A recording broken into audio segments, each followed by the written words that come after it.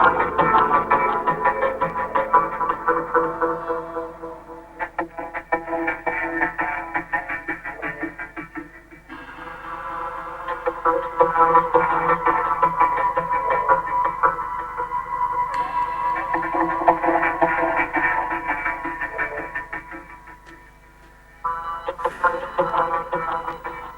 think the best time of day to make music in this whole process is, for me, is in the morning, because then I'm open,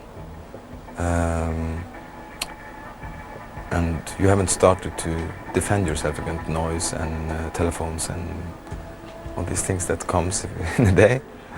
So early in the morning, just deliver the kids in the kindergarten and then go and work. It's absolutely the best.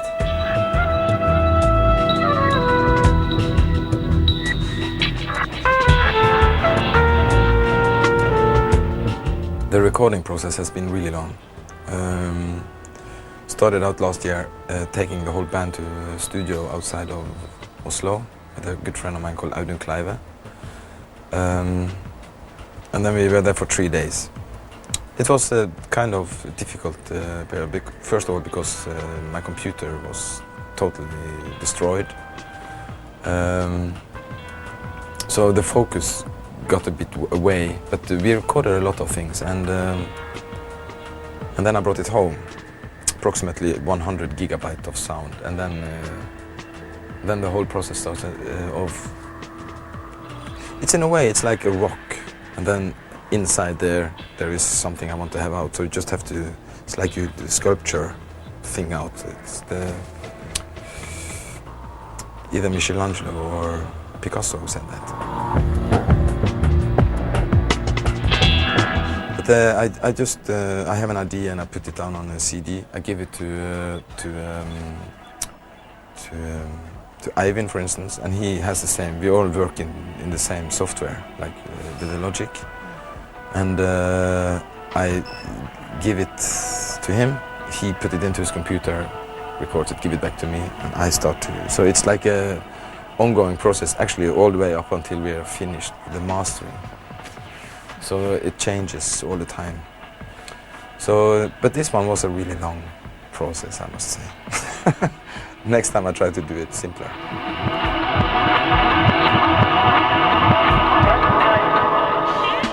We are a band, and we've been a band for 5-6 years.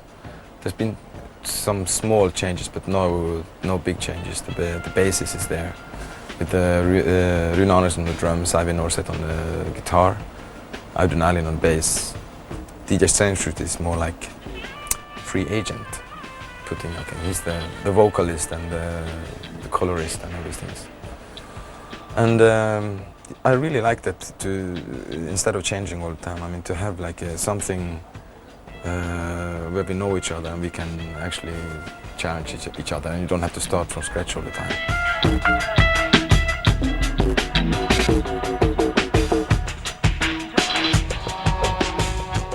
This summer we go to around Europe, UK, Ireland, Germany, back to France several times, Norway. I don't have it in hand. And then we go to Canada, and then we go to Japan in August, and then we're going to do a big European tour in September and end of October. And in between that we're going to do a Norwegian tour. And then we go to America end of October again. Or maybe it's not possible to be both in Europe and in North America and then October at the same time. But when we finished it by the middle and a bit out to the end, then we go, after that we go to America. And then we're going to celebrate Christmas and eat nice food and buy presents to the kids and stuff.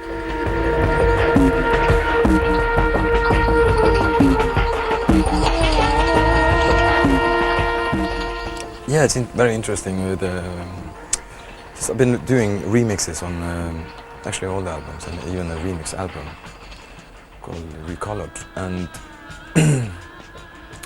the whole idea of remixing is I like.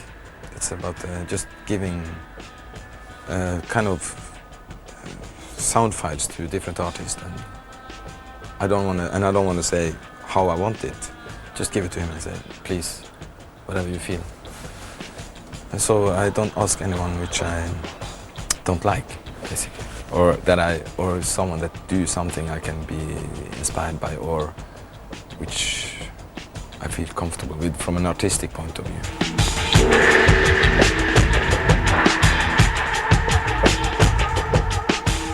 It's not like I try to make Norwegian music, you know. It's just I try to make the music I feel comfortable with, and I happen to be Norwegian, so in that sense I'm part of the Norwegian scene. A lot of people, when I do interviews around in Europe, a lot of people ask this question, and I don't know why it has grown so big, but obviously there is like a wave which goes in our favor, so to say. I can't say why. Maybe it's because it's the time now for us, sort of. And I mean, we started in mid-90s, so definitely feel like part of it, yeah.